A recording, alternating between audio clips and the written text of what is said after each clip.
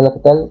Buenas tardes. Pues este es el inicio de la segunda unidad y este es la presentación del primer tema que mira el cerebro. Entonces, voy a compartirles una imagen.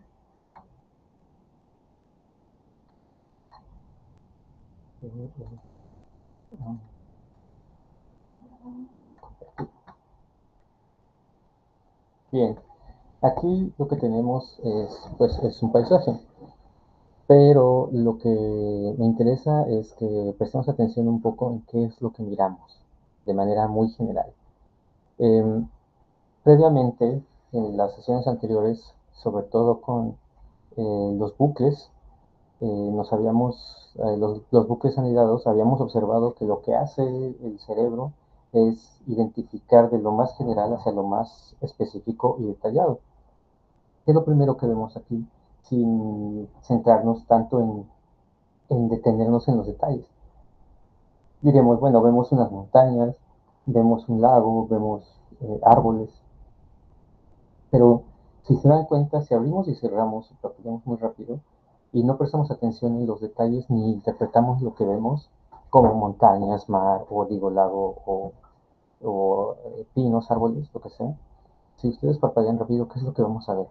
Vemos como dos triángulos encontrados, ¿no?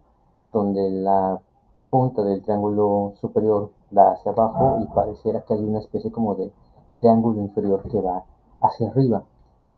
A partir de esa estructuración, entonces el cerebro comienza a prestar atención a los detalles. Quizás primero, dependiendo de nuestro background, interés o expectativa, porque recordemos que la visión funciona a partir de lo que estamos esperando, top-down y bottom-up, ¿no?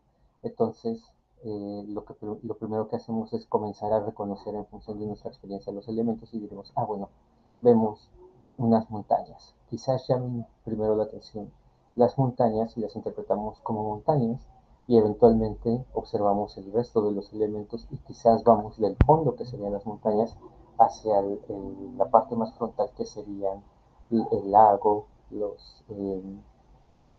los árboles y finalmente este árbol que tenemos en la primera parte. Ajá. Eh, entonces, eh, los bucles anidados nos ayudan a entender que lo que nosotros hacemos es primero estructurar de manera general la imagen y a partir de ahí empezar a ir hacia los detalles. Una vez que vemos los detalles, entonces a lo mejor miraremos este conjunto de árboles y quizás después nos vayamos hacia acá y miremos este conjunto de árboles tal vez, y tal vez nos detengamos a observar esta mancha de luz que está determinada por la textura que produce el viento sobre el agua y a lo mejor esta sombra que corresponde a árboles y quizás a alguien le llame la atención esto. Pero lo que estamos haciendo es a partir de ir moviendo los ojos, seguir moviendo la cabeza, vamos prestando atención a determinados aspectos. Quizás en algún punto nos centremos en observar justamente el centro de la imagen y observemos que hay ahí algo que parece como una especie como de tal vez casitas, a lo mejor pensamos que es una villa, um, un pueblito en general, ¿no? Entonces, así es como vamos configurando la información. Pero si lo observamos desde la perspectiva neurológica, lo que observamos aquí no son casitas, sino más bien manchas o formas de luces y de sombras, ajá, que dependiendo de nuestro contexto, insistiré, asumimos que son unas casitas, ¿no? Lo mismo pasa aquí, a partir de la identificación de ciertas formas, quizás estas formas como de líneas o secuencias de manchas y luces en color verde, que terminan como en punta y que nosotros reconocemos como un tipo de árbol llamado pino o coníferas, entonces asumimos que este tipo de árboles que están aquí son pinos. También por la propia diferenciación observamos que aquí no hay árboles, podemos decir, y esta es una zona que no tiene árboles, o que no tiene pinos, o que puede ser una zona rocosa, porque aquí también vemos una zona que no tiene pinos y que tiene un colorcito arenoso, que entonces podemos decir que es una roca, una gran roca. Lo mismo pasaría en la parte de acá y lo mismo en la punta en la parte de acá, y así todo lo demás. Y así como vemos eso, podemos observar este detalle de luces que son en azul, del agua, pero vemos también este detalle de las más verdoso y aparte como con un cierto barrido, con una cierta difuminación, un blur, eh, que interpretamos como si fuera el resplandor o el reflejo más bien de las montañas sobre el agua, ¿no? El color, por ejemplo, el color aquí cambia a un color como más tipo turquesa, que podríamos interpretar desde nuestra experiencia como el fondo del agua y que aquí se alcanza a observar el fondo del agua. Sin embargo, para el cerebro lo que está viendo en todo esto es una gradación de colores con una cierta regularidad, que sería la regularidad, por ejemplo, de la textura del agua, y que después nosotros interpretamos, ¿no? Entonces, la idea de la sesión, de esta sesión, es analizar o desmenuzar cuáles son todos estos elementos eh, básicos de formas, de colores, de posiciones, de tamaños que identifica el cerebro y con los cuales hace todo este ejercicio de mirar, de analizar algo y de identificar algo, sea como un conjunto de casitas, como lo que está en el fondo, o como un conjunto de pinos, o como una masa de agua, o como un par de montañas. ¿De acuerdo? Muy bien. Entonces, pues para eso voy a ir a la presentación.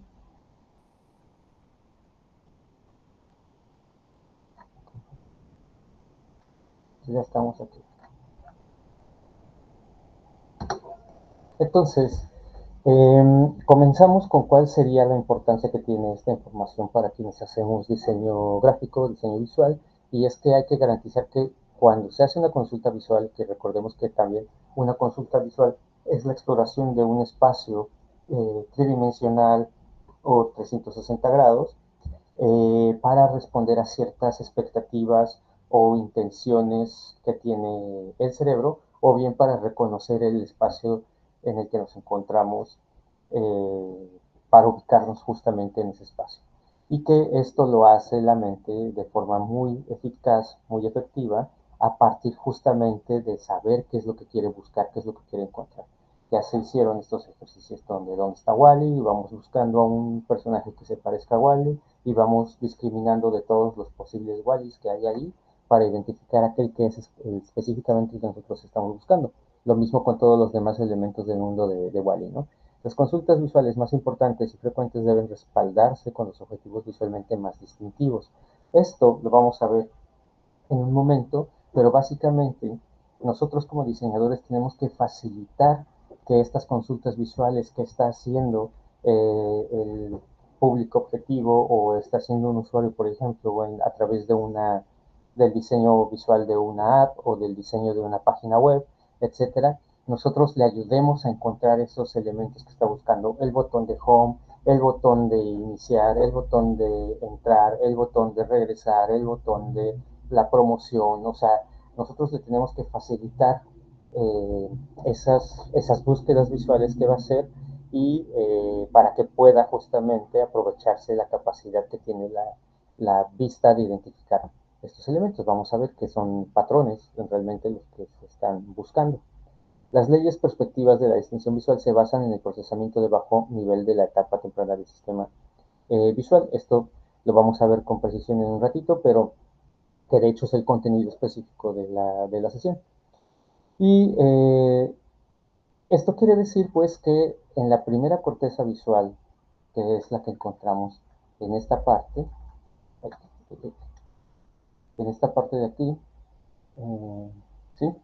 O en esta parte, que es la parte más anterior del cerebro, de la cabeza, en esta parte es donde se encuentra la primera corteza visual y es donde se encuentran las neuronas que están especializadas para identificar y discriminar elementos como las formas, los colores, las texturas, la profundidad, el movimiento, etcétera. O sea, hace un momento que vimos el paisaje, todo el paisaje, y como les decía, vamos a empezar primero haciendo, parpadeando para observar las formas más generales y que vimos que son un par de triángulos invertidos, etcétera. Esas primeras identificaciones visuales las encontramos en la corteza visual primaria. Ahora, ¿qué dice? Que algo que requiere meterse. Pero bueno. Ajá. Son esas formas visuales, sería la forma, los triángulos invertidos, ajá, y luego a partir de las relaciones o discriminaciones de colores, de texturas y de profundidad, podemos identificar que hay árboles, que hay rocas, que hay agua, qué tipo de árboles, por ejemplo, por el color y la textura son pinos, la profundidad estereoscópica, el paisaje nos da la posibilidad de hacer esta identificación de la profundidad estereoscópica porque nos coloca, por ejemplo, en las orillas unos árboles que están en el primer plano de la imagen, ¿no? Y por la forma de la composición en dos triángulos invertidos nos crea esta sensación de punto de fuga que no existe como tal en esta imagen, pero nos crea esa sensación de profundidad justamente hacia el centro de la imagen. En ese caso no hay movimiento, pero podríamos pensar el movimiento en el sentido de la forma en la que se mueve el agua, que se mueve de una forma muy tranquila y continuada, ¿no? Por la textura que se genera en esa parte. Ajá. Entonces, en esta parte de la corteza visual primaria, lo que vamos a encontrar es que hay un conjunto de neuronas que están especializadas para cada tipo de característica visual. Ejemplo, entonces hay unas neuronas que se encargan de la identificación o decodificación de las señales del color, hay otras que se encargan de las señales de la forma, hay otras que se encargan de las señales de movimiento, y otras de las señales de, bueno, vamos a observar que la dirección también es un elemento que cuando estamos en el movimiento, que la dirección que se va para arriba, que se va para abajo, que si se mueve de manera horizontal, que si se mueve de manera vertical. Estas identificaciones de elementos visuales incluidos en movimiento son reconocidos por neuronas en particular, es decir, hay neuronas especializadas para cada una de estas características específicas. ¿Qué sería interesante pensar? Imaginemos que se daña una parte del cerebro que es la que identifica y discierne dentro de los tipos de color. Quizás esa persona no pudiese identificar los colores o mezclara, su cerebro mezcla los colores, ¿no? Y haciendo que cuando las señales de los colores rojos puedan ser confundidos con las señales de los colores naranjas y en realidad vemos como un naranja o vemos un rojo, o qué pasaría si a lo mejor el azul es confundido con el rosa, no sé, eso puede ocurrir a manera neuronal. Lo mismo con el movimiento, qué pasaría si de pronto están medio pirateadas las neuronas y entonces, bueno, y eso pasa cuando se consume, por ejemplo, alcohol o cuando se consume demasiada cafeína o no solo las sustancias, ciertas actividades pueden alterar la manera de funcionamiento de las neuronas, haciendo que se altere la percepción de lo que se está observando y es nada más simplemente cómo está funcionando. O sea, el mundo de allá afuera no cambia, lo que cambia es la manera de percibirlo. La vía que avanza desde la corteza visual 1, en el caso del esquema que tenemos aquí abajo, y en el caso bueno, las dos, quiero decir más bien, esta corteza tiene dos conexiones neuronales que van hacia la parte frontal del cerebro, una que va por el lado lateral, como digamos hacia las orejas, y otro que va con la parte de arriba, como digamos hacia la nuca. Uh-huh. La que va hacia la zona de las orejas se llama What Pathway o camino del qué, y la que va por arriba se llama Where Pathway o camino del dónde. El camino del qué, el What Pathway, es el camino que recurre que recorre, perdón, esa información para que el cerebro identifique qué es lo que está mirando. Ejemplo, en el caso del paisaje, lo que estamos mirando son árboles, agua, una, una villita al fondo, cielo, montañas. Ese es el camino del qué. O sea, esas neuronas que van hacia esta zona encuentran los nombres de las cosas que estamos mirando y los reconocen. Mientras que el Word Pathway nos puede decir dónde se encuentran o incluso hacia dónde mirar, hacia arriba, hacia abajo, hacia el fondo, hacia la derecha, hacia la izquierda. Esto va a tener incluso una relevancia, por ejemplo, con los videos tutoriales, con el diseño de interfaces, porque por ejemplo cuando nosotros queremos dar un clic hacia el menú, pues usualmente los menús están en la parte de arriba, así que el Word Pathway o el camino del que nos dirá que arriba se encuentra esa información y nos dirá que movamos el cursor hacia esa parte de la pantalla, ¿no? En pocas palabras, el camino del que y el camino del dónde son, digamos, la segunda etapa de lo que pasa con el procesamiento de la imagen. O sea, la parte de atrás del cerebro identifica los elementos de una imagen que tenemos enfrente y la parte que va hacia la zona de las orejas o hacia la zona de la nuca nos dice qué hacer con esa información. Identificar cómo se llama determinada cosa, una montaña o una villita, e identificar qué hacer con esa información. Por ejemplo, reconocer que está al fondo la villita o, por ejemplo, movernos nosotros. O sea, no solamente es que desplazamos, ubicamos la cosa en el espacio, sino que también permite que el cuerpo de esa persona se desplace en función de esa información. Un ejemplo sería mover el cursor hacia la zona de donde se encuentra el, el menú de una página web, ¿no? Entonces, hay una serie de experimentos, en este caso los de Trisman consistían en tareas de búsqueda visual. Primero se les decía a los sujetos cuál sería la forma en que se iba a buscar y se les daba un instante para mirarla. Por ejemplo, cuál sería la forma que se iba a buscar, perdón. Por ejemplo, en este caso, es súper sencillo. ¿Cuál es cuál es la línea que está inclinada? Bueno, todas las líneas están inclinadas, pero aquí claramente se observa una línea que está inclinada, que es esta que tenemos al centro.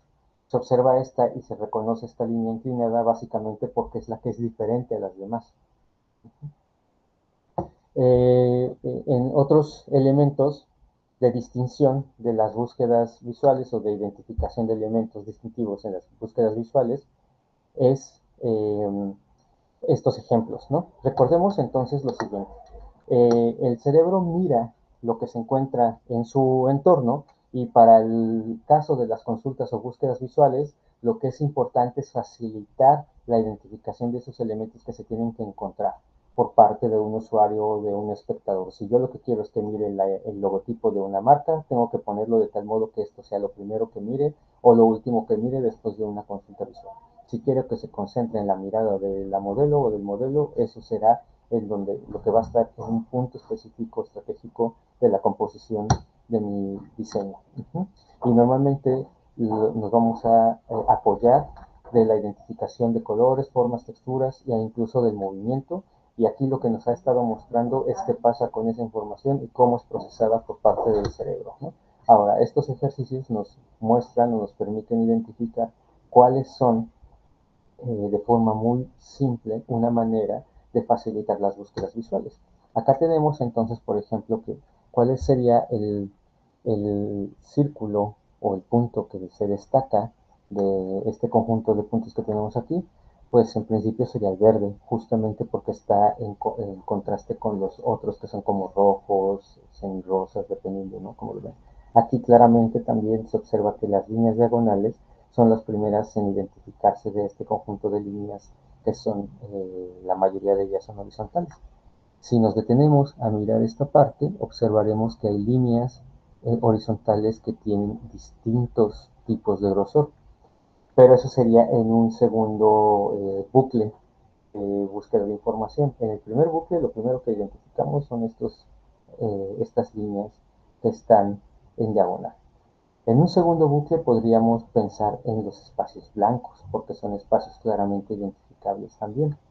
En un tercer bucle a lo mejor ya vamos directamente a la distinción entre las líneas gruesas y las líneas delgadas, y en un cuarto pues ya podemos pensar en las líneas delgadas. Acá lo que observamos, todo el conjunto de puntos, el primero que se observa es el que es más grande. Y aquí imaginemos que estos dos puntitos que se encuentran acá con estas líneas se están moviendo de forma diagonal y de forma continua, y el resto no se están moviendo, y pues estos serían los primeros que se observarían. Color, forma, tamaño, movimiento.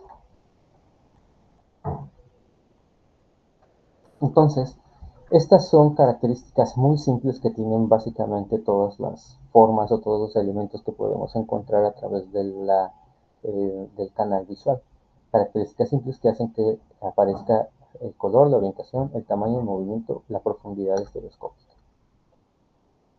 Dice, las cosas que no salen requieren varios movimientos oculares para encontrarlas. Por ejemplo, si venimos acá, si estamos buscando las líneas gruesas aquí o los elementos blancos, los espacios blancos, tenemos que hacer varias consultas previas a poder identificarlos. ¿Sí? Piensen, por ejemplo, en una sopa de letras.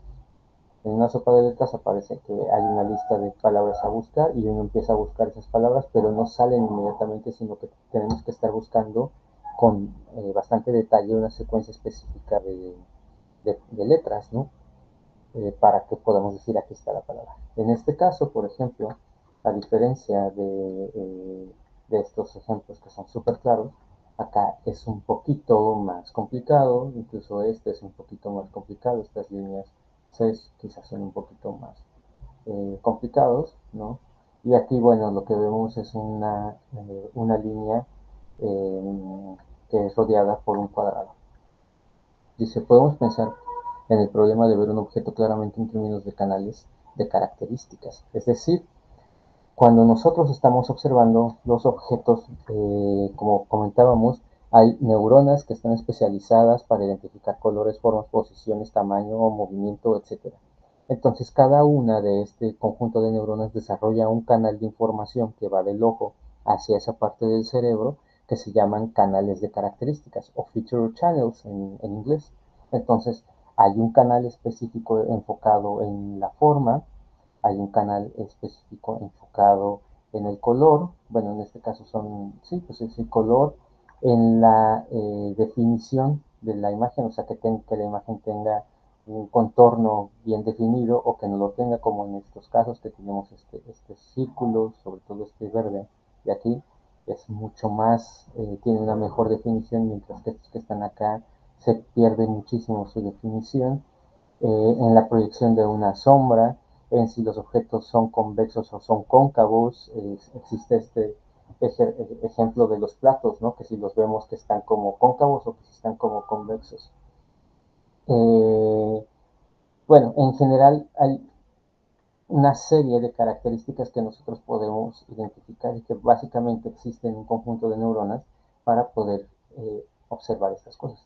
O sea, cuando nosotros estamos construyendo información, incluso para una infografía, los datos que son más relevantes, los que queremos que sean los primeros que observe, que mire el público, o los que queremos que sean los datos a partir de los cuales se pueda hacer otra serie de consultas visuales o de bucles más específicos de información, pueden ser determinados por estas características simples que los hacen destacarse del resto de la información. Y vamos a ver un ejemplo. ¿Un ejemplo? Sí, aquí está el ejemplo. Entonces vamos a ver por este ejemplo.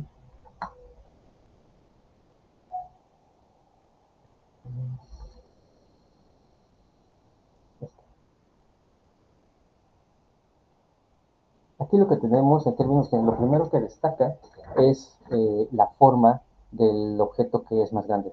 Destaca por el contraste de colores con respecto al fondo, son colores rojos, rojizos, mientras que el fondo es azul, son colores más saturados, mientras que el fondo tiene muy poca saturación. Se destaca este primer objeto, principalmente la zona del cuerpo del personaje, y por sus características específicas sabemos que es una persona. Quizás sea una mujer, porque podríamos interpretar esto como una falda, unas calcetas, quizás el corte de pelo con el flequito, bueno, pero eso ya es meternos demasiado hacia el objeto, ¿no? Lo primero que destaca es este objeto. Y este objeto, si se dan cuenta, tiene una línea, que es la línea de la forma de la bicicleta. Pero también esta línea de la forma de la bicicleta se continúa de algún modo con la línea del horizonte del skyline, que se llama, ¿no? Que sería esa línea de las formas de los edificios, y que continúa con estas otras líneas que tenemos en esta zona. Un Cristo seguro es el de Río de Janeiro. Acá tenemos otros, que es la silueta de la Estatua de la Libertad, etcétera, etcétera, ¿no? Entonces, pero entonces, si se dan cuenta, esta forma curva, lineal, que más o menos se continúa a lo largo de toda la infografía, es la que dirige la mirada. Lo primero que vemos es este objeto, es este personaje que está aquí, y a partir de ahí, entonces quizás lo siguiente sería, en cuanto a tamaño y forma de distinción, el texto que sería mundial sin automóvil, por el tamaño, por el color, por el contraste entre el fondo y la forma, y a lo mejor quizás esta parte de acá, quizás este azul llama mucho más la atención que a lo mejor esto que está acá, a lo mejor porque el contraste es mayor aquí que acá. Bueno, pero entonces lo que estamos haciendo es un recorrido de las consultas visuales en función de las características de los distintos elementos. Acá tenemos todo un conjunto de informaciones que se encuentran en la parte inferior de la infografía. Quizás va a ser lo último que miremos, dado que la infografía, por esta forma, esta línea, nos invita a explorar primero esta sección. Eventualmente diremos, si la infografía resulta interesante, a lo mejor volveremos a mirar con detenimiento esta parte de acá. Acá, por tamaño, por forma y por color, tenemos un solo objeto que cuando le hacemos zoom, en este caso no voy a poder hacer zoom porque aparte ya se ve pixelado, vamos a identificar que es un mapa y que además ese mapa tiene un conjunto de datos y que esos datos se pueden observar en los números y luego un texto que ya no alcanzamos a mirar. Y acá tenemos otro conjunto de informaciones que se destacan por el título de esas informaciones. De hecho, si se dan cuenta, se destaca, por ejemplo, los títulos de las informaciones específicas en color rojo con una tipografía bold, como lo tenemos aquí, y a partir de ahí ya se va a desarrollar la infografía específica con sus datos muy particulares. Entonces, vamos a dejar de compartir y vamos a volver a esto. Ajá. Entonces, bueno, los canales de características visuales son los que van a funcionar para hacer estas distinciones. Uh-huh. Aquí, por ejemplo, nos pide un ejercicio. Bueno, sí, es un ejercicio. Dice, hay 3 cuadrados verdes en este patrón. Los cuadrados verdes no muestran un efecto emergente, aunque sabes qué buscar. Acá, por ejemplo, emergen de forma muy clara el punto amarillo, esta figura elongada, estas líneas curvas, esta línea con el recuadro, etcétera, etcétera, ¿no? Pero en este caso ya no es tan fácil encontrarlos. Sin embargo, si yo les pido que los busquen, ya saben qué cosa tienen que buscar y ahora comienza una búsqueda visual como más específica. Entonces podemos observar que acá hay uno, y acá hay otro, y acá hay otro. En la imagen, sin que nosotros busquemos ni preguntemos, como en estos casos, los elementos distintivos emergen por sí solos, pero acá necesitamos tener el propósito de buscar esos elementos. Dice, el problema es que la corteza visual primaria puede estar adaptada a las formas cuadradas o a las formas verdes, pero no a ambas. Acá lo que dice es que lo que nosotros primero hacemos es discernir entre un tipo de característica visual y después a partir de ese tipo de característica visual vamos al otro. En este caso, lo primero que identificaríamos serían los elementos verdes y de los elementos verdes los que son cuadrados, como pasaría, por ejemplo, si cambiamos la perspectiva a los elementos rojos o rosas, ¿no? Veamos ahora los elementos rojos o rosas y contabilicemos los círculos rojos. 1, 2, 3, 4, 5, 6, 7, 8, 9, 10. 11, 12, 13, 14, 15, 16, 17, 18. Creo que son 18 o 19. Ajá. Entonces, ¿qué es lo que hacemos? Primero distinguimos una forma o un color, una característica, y a partir de esa característica buscamos la otra y la otra y la otra, dependiendo de las que se estén requiriendo.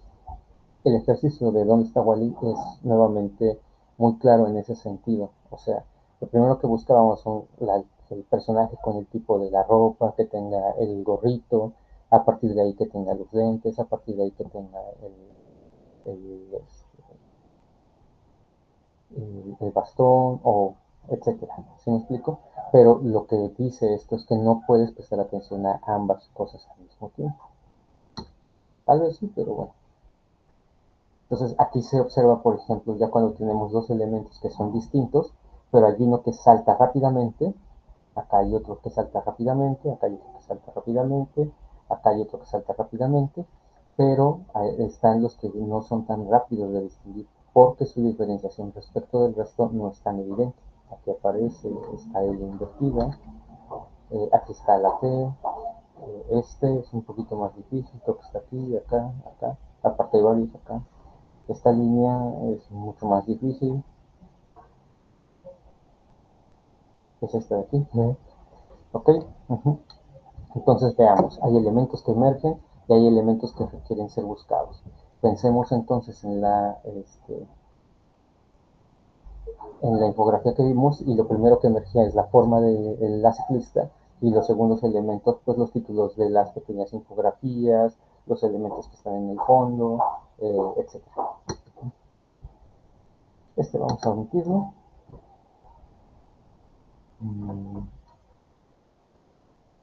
Acá, bueno, tanto en este como en esta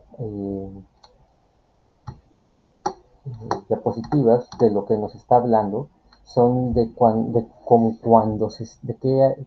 organizar la información, o qué considerar cuando la información se vuelve cada vez más compleja. Por ejemplo, dice, ¿qué ocurre si se desea que varias cosas se puedan buscar fácilmente al mismo tiempo? Dice, la solución es utilizar diferentes canales, o sea, un canal de forma, un canal de color, un canal de posición, un canal de movimiento, un canal de textura, un canal, etcétera, etcétera, ¿no? Entonces, por ejemplo, acá nos está poniendo varios datos. Se supone que es un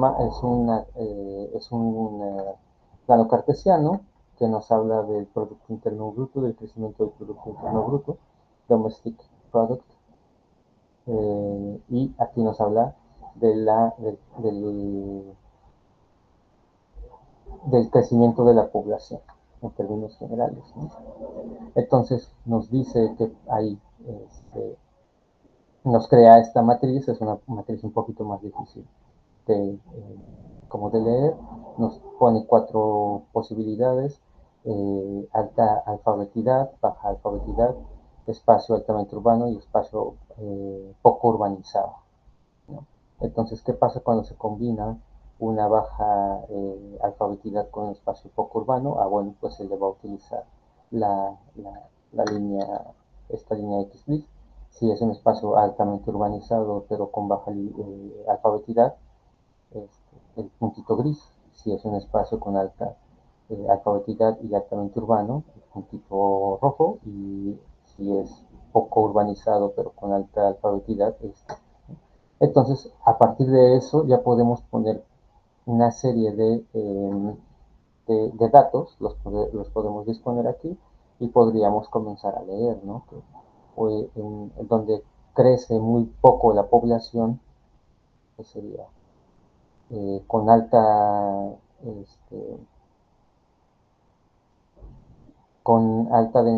alta alfabetidad, ¿no? Pero en espacios poco urbanizados, como los que tenemos aquí, el Producto Interno Bruto es bajo.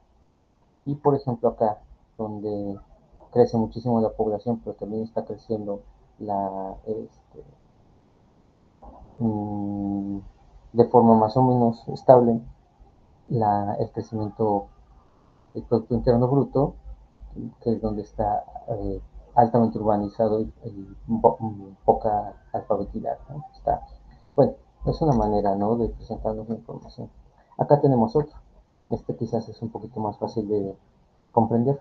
Dice que estas son como ciudades que tienen más de 100.000 personas, las que están en azul y que tienen la sombra proyectada. Bueno, que es una esferita como azul y sombra proyectada, y las que tienen megatiendas, que son las que están cuadradas, ¿no? Entonces vemos que solo dos son ciudades con población de mayor de 100.000 personas y que solo una de esas dos ciudades tiene una megatienda, que es esto de aquí. Estas líneas que tenemos acá serían las rutas que conectarían eso, ¿no? Acá, por ejemplo, tenemos una ciudad que no tiene más de 100.000 habitantes, pero que sí tiene megatiendas. Y acá entonces tenemos otras tres ciudades con menos de 100.000 habitantes y que no las tienen, ¿no? Dice, cualquier diseño complejo tendrá varios colores de fondo, densidades de líneas y texturas y los símbolos también diferirán en tamaño por metro. Aquí nada más nos posibilita algunos cuantos, ¿no? Existe un equilibrio inherente entre la consistencia estilística y la claridad general que todo diseñador debe aceptar. O sea, aquí lo que quiere decir, no, aun cuando son muchos datos, siempre tienen que encontrar ustedes el equilibrio entre la consistencia estilística, que sería, pues, digamos, esa representación gráfica que conceptualmente ustedes están definiendo para la imagen y la claridad de la información. Volvamos entonces a la infografía.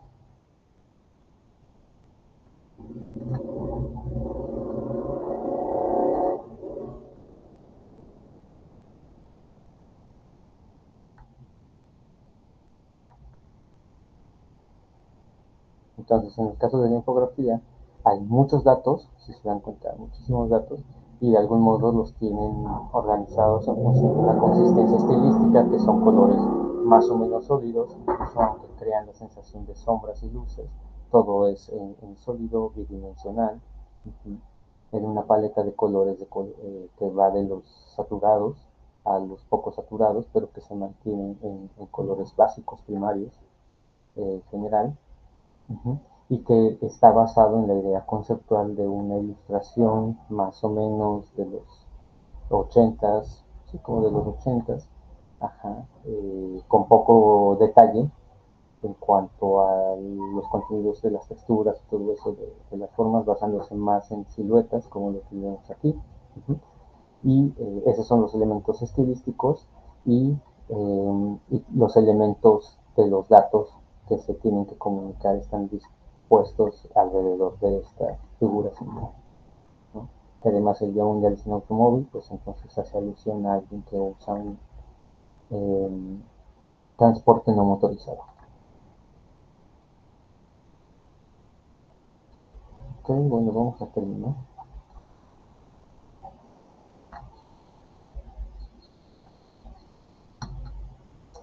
Ok, bueno, pues en el caso del movimiento, aquí vamos a ver un ejercicio. Esto es como si imaginen que son cuadros de una animación.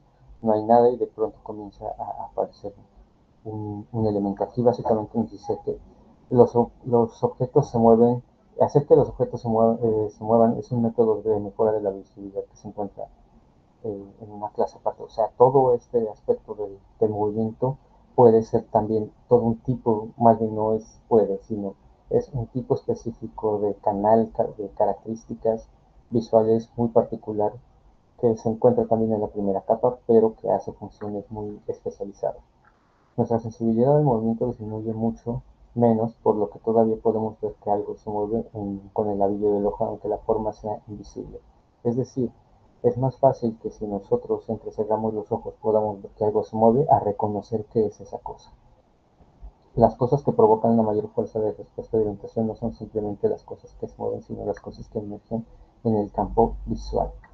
Imaginemos entonces que están viendo, por ejemplo, un paisaje y se están moviendo las ramas de los árboles y ese movimiento de algún modo ya puede llamar tu atención, pero en algún punto tu cerebro se acostumbra a eso. Pero si de pronto de los árboles de una rama aparece, no sé, un gato o aparece un pajarito, eso es lo que nos va a llamar la atención. El hecho de que emerjan, es la palabra que utiliza aquí, son los que llaman más la atención y por eso en este caso lo que llama la atención es este elemento en color negro que va apareciendo en el campo visual, ¿no? Piensen, por ejemplo, en su teléfono celular. Imaginen que su teléfono tiene tiene un protector de pantalla, el protector se está moviendo, pero eso no llamaría tanto la atención como una notificación que te aparece, ¡pum! Ahí en ese momento la notificación va a llamar más la atención que el campo que el movimiento de todo el protector de pantalla. Dice aquí, nos acostumbramos rápidamente al movimiento simple, de lo contrario cada brizna de hierba de movimiento nos asustaría. Y bueno, aquí hay varios ejemplos de qué pasa con el movimiento. También está determinado por ciertas características específicas. El primero nos habla de un movimiento que tiene una cierta continuidad, como en el caso de el círculo que viaja a través de esta especie como de diagrama. Luego tenemos este objeto, que es un texto que aparece y desaparece, lo que hablábamos del campo de la emergencia. Acá tenemos movimiento por cambio de gradación de colores. Acá tenemos movimiento por cambio de escala del objeto. Aparte tiene una sombra proyectada que también se mueve en función de la distancia de ese objeto. Y acá tenemos movimiento por difuminación o por ese sharpness, ¿no? Que sería el contorno o la definición del objeto. Se altera la definición del objeto y da la sensación de movimiento de ese objeto. Y bueno, me parece.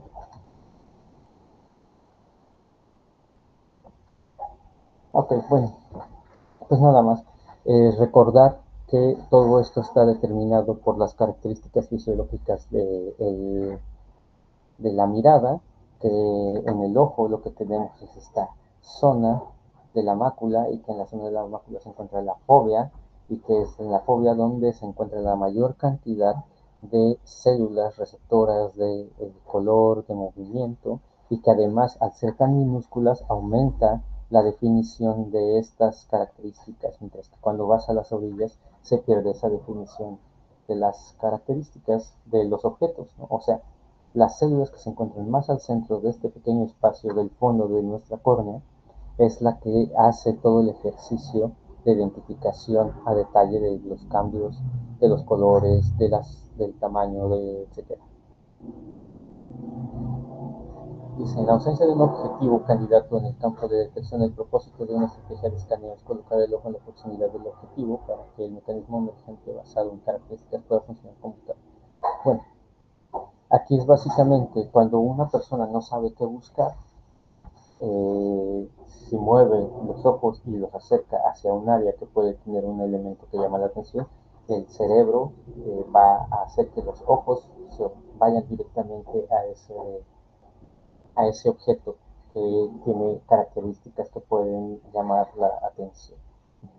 O sea, incluso alguien que no tiene, que no está pensando o que no está prestando atención en lo que está mirando porque su cabeza está metida o clavada en otra cosa, va a dirigir su mirada hacia ciertos objetos que se encuentren en su entorno que llamen la atención y ahí va a fijar la mirada. Aquí pues sería el ejercicio. Ustedes le ponen pausa y van a encontrar al gatito. Aquí hay un gatito negro en medio de todos estos murciélagos. Y bueno, simplemente a partir de ello, lo que nosotros vamos a hacer, lo que nos vamos a encontrar son elementos repetitivos que nos comprueben que lo que estamos mirando es exactamente lo que pensamos que miramos, ¿no? Ya hemos visto los bucles anidados, lo mismo pasa pues para la identificación de patrones. Esto pues ya lo vamos a ver más o menos en la siguiente sesión.